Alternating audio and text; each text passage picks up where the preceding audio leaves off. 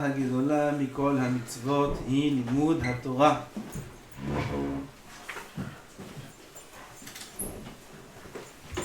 Comme si qu'à la fin du Zman, on voit les Barouilles sont fatigués. Ça y est, bientôt c'est les vacances. Quelles vacances? Hein? Israël? Il y a des vacances? Oui, il y a des vacances. Une fois, dans la Torah, il y a écrit le mot vacances. Comment on dit vacances en hébreu? Chofesh. Une fois, il y a écrit ou Bametim. Bametim Chofshi Amar Hashem. C'est pas moi qui ai dit ça. Une fois, il y a écrit Chofshi. Chofesh. Chofesh. On va en vacances. Quand est-ce qu'on va en vacances? Bametim. Quand on meurt. Quand on meurt, on va en vacances. Chazal continue et explique les passos qui disent que Van Shemet, Naasa, Chofshi, Mina Mitzvot. Qu'est-ce qui nous dérange? Qu'est-ce qui nous dérange? Les mitzvot. Les mitzvot, ça nous dérange? Oui, parce qu'on n'est pas à un grand niveau. Les mots de Torah, c'est qu'avec. Il suffit de voir les têtes. Ça va faire du Zman, dernier jour, avant Ben Azmanim. C'est parce que vous n'êtes pas mariés que vous êtes comme ça. Rêve Pessah, marié, hein? Et Allah, vas-y, Spanja. C'est mieux la Gemara. Alors, quoi, c'est Shtuyot? Vous avez mitzvot, vous avez Torah, vous avez Akolot Onava. Il n'y a pas de vacances, il n'y a pas de vacances. Vous savez pourquoi on est fatigué de la fin du Zman? Parce qu'on croit qu'il y a des vacances. Si un homme il croit qu'il y a des vacances, il attend les vacances. Alors, en attendant les vacances, il est fatigué du travail. Il faut être comme Issachar. Issachar, Hamongarim. Écrit sur Issachar, Vayar Menucha Kito, Vayechichmo Lisbo. Et vu la Menucha elle est bonne, il faut travailler. Quand une Menucha qui est bonne, Olam Haba, la Menucha elle est bonne. Il a vu la Menucha qui est bonne, Olam Haba, il a vu comme c'est bon le repos. La reine, Vayechichmo Lisbo, il faut travailler. Alors, si on se met en condition dans la tête, il n'y a pas de vacances.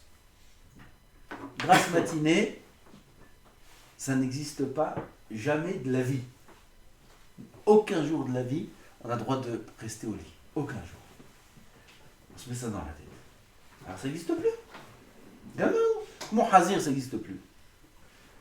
Et Chilul Shabbat, ça n'existe pas. Alors ça n'a jamais dérangé la personne. Quand est-ce que ça dérange la personne? Les tzara, il dérange, il croit que c'est Shayach. Un homme, il croit que Ben Azmanim, c'est Shayach d'être Mivatel Torah. Il n'a plus la force d'étudier la Torah. Ah ben si, c'est que Ben Azmanim, il n'y a pas de vacances. Vacances, c'est quand on est mort. Quand on est vivant, il n'y a pas de vacances. On travaille sous d'autres conditions, d'autres formes, d'autres zdarim. On n'est pas limité dans les zdarim, on n'est pas limité dans les horaires. On peut faire maintenant 6 heures d'affilée, 10 heures d'affilée, personne ne va t'arrêter pour manger, personne ne va t'arrêter pour mincha. T'es libre. Si on voit comme ça les choses, qui c'est qui est fatigué au contraire? La main, qui aime. מה אומר הרב? j'ai perdu la phrase. שהמצווה הגדולה מכל המצוות היא לימוד התורה.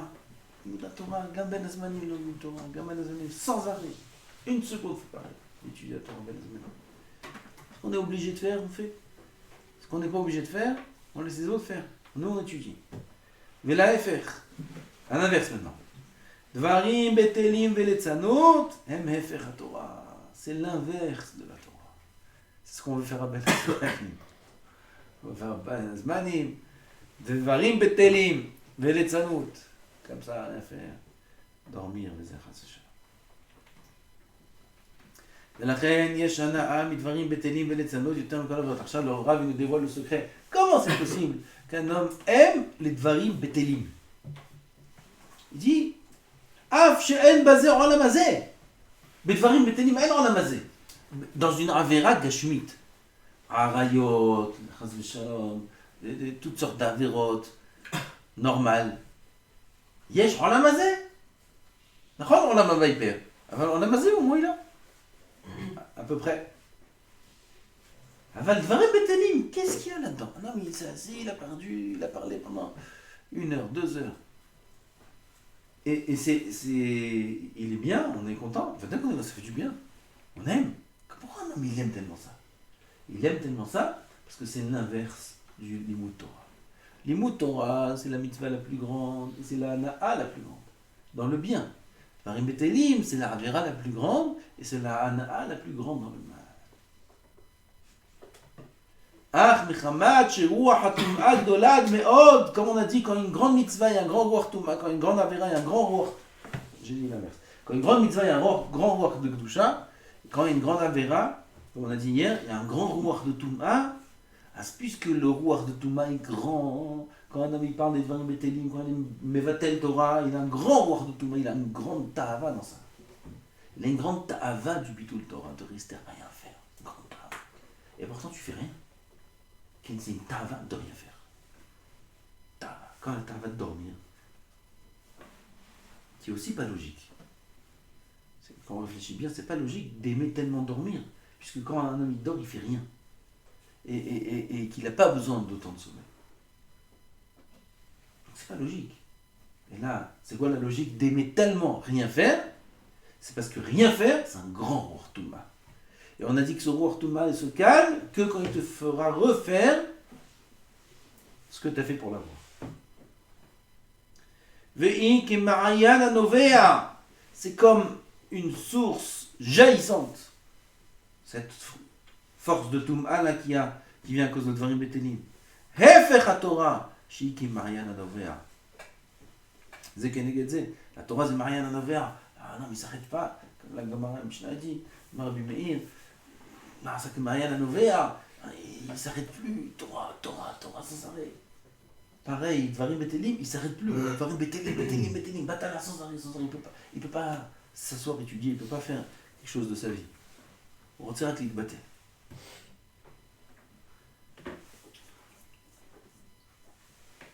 La Zéomer. Halo en bazé olam azé klal harak ana'ahim mechamat shi'efach haTorah. Quand on est mitbonen, on voit qu'il n'y a aucune ana'a dans olam azé dans la batala. Batala, vous avez compris. Batala, c'est le fait de, comment on dit en français batala? Batala. Oui. Annulé. Oui, mais c'est pas annulé. Perdre son temps. Perdre son temps, Oui. rien faire. Aimer rien faire, aimer là, il y a un mot. Oisif. Oisif, aimer être oisif, voilà. Il est oisif. Faire rien. Est-ce qu'il n'y a pas une façon d'exploiter de se servir de ce côté Oisif. oisif pour mieux faire son service de droit un petit peu, arriver à le... J'ai pas compris la là. Comment je peux être oisif pour faire mieux la Torah? Pas être oisif, mais être un tout petit peu oisif. Toi, j'ai pas compris, tu m'expliqueras après. D'accord. C'est vrai? Ah. Mazé, je suis au halakha, toi? Est-ce qu'on peut dire dans les personnes on va dire, qui font dvarim betelim, qui font de la caille roche, qui vont donc qui amènent à de la letzanout, quand ils vont avoir, on va dire, un gros fou rire, ça va pas leur donner procurer un plaisir dans son lamazé? Il y a un plaisir dans un fou rire? T'as mangé quoi? C'est quoi le plaisir? Bichnal, moi j'ai pensé à ça, longtemps j'ai réfléchi. C'est quoi le rire? T'as jamais réfléchi à ça? Hein? Tu dis, toi t'es pas chaud, tu viens de l'autre côté, toi. Moi je viens de l'autre côté. C'est quoi le rire, Bichnal? Rire. Et on s'éclate de rire. C'est quoi le rire? Je crois que c'est ça la kavanah de Shlomo Amelech. Ou le simcha mazosa. Mais c'est simcha. Mais c'est rire. C'est quoi rire? Respirer. Les poumons, l'oxygène dans le sang. Vas-y. Manger. Rire, c'est quoi? L'autre il a dit un mot, l'autre il fait ah. Quel rapport? Il faut comprendre, c'est quoi le rire?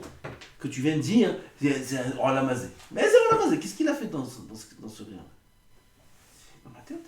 Je crois que c'est dans la tête le rire. C'est un problème psychiatrique de rigoler comme ça pour rien. Non? Il raconte une blague, il s'éclate. Malgré. Moi je suis sûr que tu racontes une bonne blague. Alors on va dire.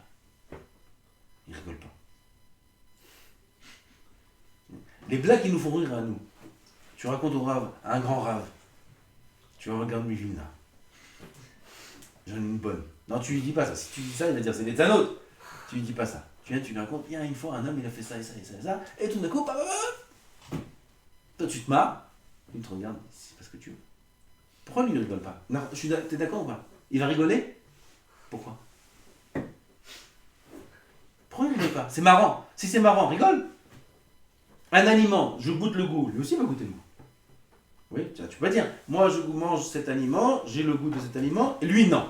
Ça, c'est tout le monde a le goût de l'aliment. À la rigolade, tu vois qu'un il rigole, l'autre il rigole pas. C'est dans la tête. Il y a un problème dans la tête. Non? Dites-moi s'il y a un autre chat. Zeletzanout. C'est ce qu'il y a écrit ici. Pourquoi un homme il aime une blague? Parce qu'il a rentré un rouard de blagues. Et il ne se calmera pas tant qu'il n'a pas lu un livre de blagues. Et qu'il les raconte aux autres. Et tout le monde se marre. Parce qu'ils sont tous de rouards de tout ma de blagues. Nous aussi un petit peu. Ça veut dire qu'en soi, c'est quelque chose de positif. Mais putain, me dit Laurent, c'est Batala. C'est les Tzanout. La Gemara parle de ça, de choses. Milta de Bdichouta. Simra. Ça oui, ça n'a rien à voir. Simra, un homme, il est sa mère. De temps en temps, il y a besoin de Milta de Bdichouta. Dans Rabbeinu Nachman, il écrit le Milta de Shtuta. Mille de Shtuta, il écrit. Là-bas, dans Mille écoutez moi. Mille de Shtuta, ça veut dire même des choses qui sont un peu proches de l'Etzanout. Ça, c'est Bedi Avad, il écrit là-bas. Un homme, il n'arrive pas à trouver la simra, mais il est des shtuta. Raconte une blague. Bedi Avad, c'est comme un médicament. Tellement que la hatzvout, c'est grave.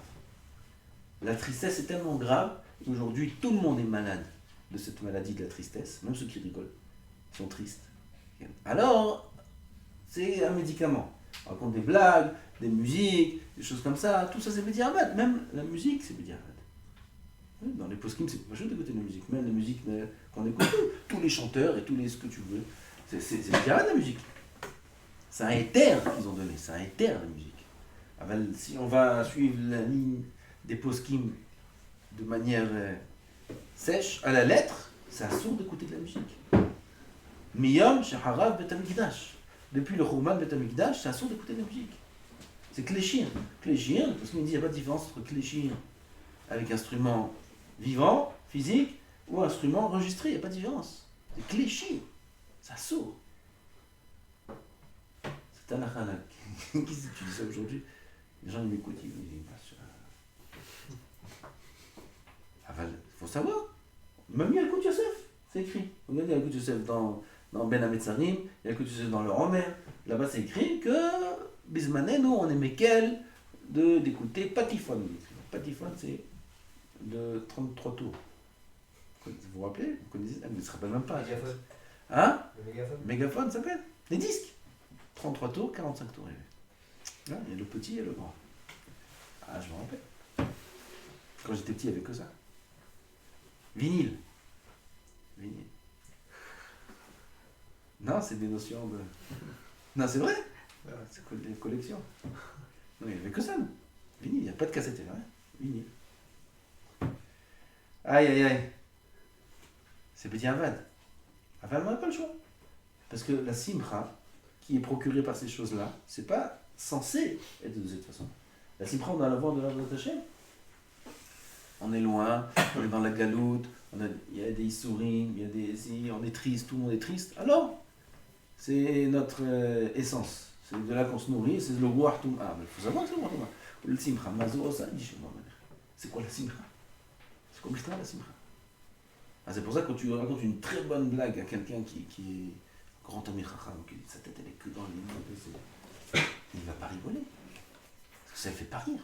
Parce que ça ne l'intéresse pas. Parce qu'il n'a pas un roi de Touma, de Bitoul, de Batala, de Litzanout. Il n'a pas ce roi en lui. Il a roi que de Gdoucha. Donc ça le...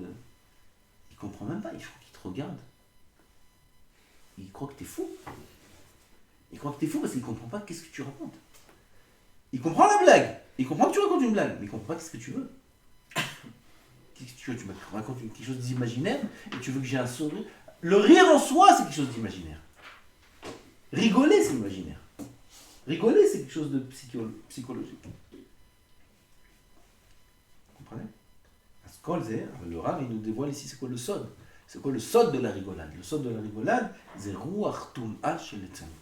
Ruach Tum'a shel Batala. Ça, c'est le sod de la rigolade. C'est d'avoir un moque. Encore une fois, ne pas aller croire que alors on doit être triste, alors on doit aiser. Il y en a qui interprètent tout mal. Quoi, on peut plus rigoler, même ça, on peut plus. Il n'y a plus de Ben Azmanim, il faut mourir pour être en vacances. Le truc, on rigole plus, et il nous a tués. Ah putain, c'est quand vous écrit comme ça, c'est qu'il y a une grande simcha dans la Torah.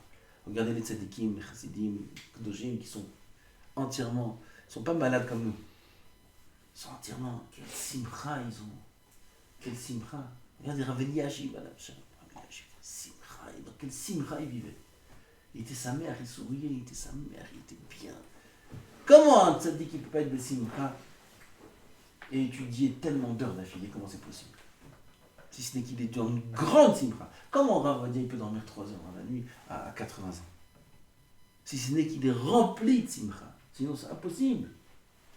La hatzvut, la fatigue, elle prend le dessus. Il va dormir, on ne peut pas. Il est vieux.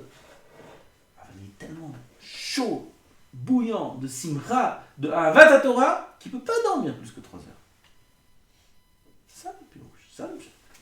Je vous en raconte des Rav variés. Comment c'était comme lui, il sourit, pas possible, dans sa vie qu'il a passée. Et là, le sommet, la cerise sur le gâteau des souris, casser une jambe, plus corona, plus casser un corps, qu'est-ce que c'est ça? Et il est comme ça dans une pièce toute petite. Et tu vois son visage plein de bras. Et il te dit, je peux pas dormir plus que 3 heures du matin. 3 heures du matin, il se réveille tout seul, tellement qu'il est sa mère. Bon, Shalom, t'es sa mère, de quoi t'es sa mère? Qu'est-ce qui lui reste dans la vie? Même le corps, il n'a plus. Il lui reste rien de sa vie, dans son monde. Même le corps, il l'a perdu. De quoi t'es sa mère? Sa mère, Taranou, il attend la tefila de Shachrit. Tellement sa mère de prier. Et simcha. Tu vas voir un homme kadosh comme ça, tu lui racontes une blague. Quel rapport? Quel rapport? Ah, maintenant qu'on parle comme ça, on comprend bien hein, la différence entre Ruach Tum'a et Ruach Kedusha. Ça n'a rien à voir.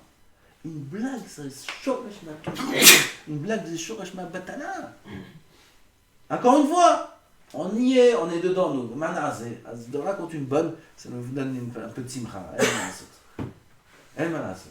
Elle ne va pas croire que c'est quelque chose de positif, mais putain, c'est négatif. C'est les tzanout. Comme j'ai dit, il y a Milta de Bdichuta, ce qu'on appelle Milta de Bdichuta. Les Tanaïm, avant de commencer leur shiur, ils disaient Milta de Bdichuta, c'était Poter Talev. Milta de Bdichuta de Rabbi Akiva avant son shiur, il faut 20 ans qu'on comprenne la blague. 20 ans qu'on comprenne c'était quoi sa blague. Oui, c'est Milta de Bdichuta de Rabbi Akiva. C'est Milta de Bdichuta du chasse. Et Dvarim comme ça, Meranienim. Dvarim comme Agadot un peu. Les Agadot qui sont un peu drôles. Ça, c'est Milta de Bdichuta. Il y a un œuf, il a pondu, un oiseau, il a pondu un œuf. Il y a une ville qui s'est détruite là-bas de son œuf qu'il a pondu. Là-bas, en Babematra, des choses comme ça. Il y a une baleine, il y a sur son dos une ville qui a été construite. Et ils ont fait ça, ils ont fait ça. Oh, c'est Meranien, c'est ça. Là-bas, il y a quelques petites anecdotes qui sont un peu drôles. Vous avez Milta de Bdichuta de Chazal, qui sont plein de sodotes. Ah, pas nos blagues à 2 francs. C'est quoi cette blague qu'on raconte? Les Milta de Bdichuta, c'est les tzanout, nos blagues. C'est l'homme qui les dit.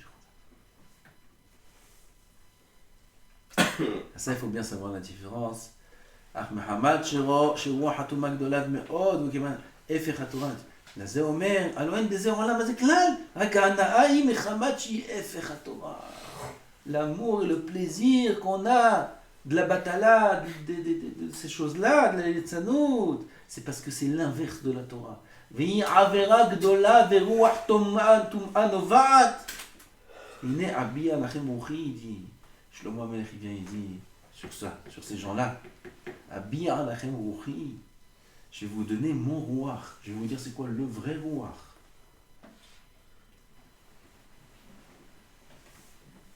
Ve'az tiye lachem al yedei ruach hakodesh, yesh ruach hakodesh, yesh ruach shel kedusha. Hana'a gdola kemariana navoya. Et là, vous allez voir c'est quoi le plaisir. Si on a cru qu'une blague c'était un plaisir, que rigoler c'était un plaisir, que parler, bavarder, la letzanout c'est un plaisir, quand on va goûter c'est quoi Ruach HaKodesh, alors là on va comprendre c'est quoi le plaisir. Bevadaï ti hana'a yoter gdola mise. C'est vadaï ti. Shlomo HaMelech, donc Mivilna, que la hana'a sera beaucoup plus grande que ce qu'on a par l'autre côté. Ki Torah keneged kulam. Be'anat ruach kodesh gdola me ruach hatumah. Mipne, c'est quoi la raison? Tishmeu tov, et avec ça on conclut. Chez Zoui hana'a amitit.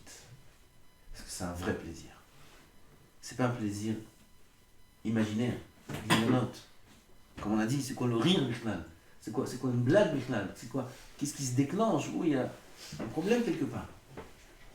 Vadaï, qui s'appelle Dimion. Aval le roi de la Kedusha, le roi Kodesh, le roi de la Torah Kedusha, c'est Hana'a Amitit. Comme c'est une Hana'a Amitit, ça Hana'a est beaucoup plus grande que quelque chose qui est imaginaire. Shem Zakinu Baruch Adonai L'Olam.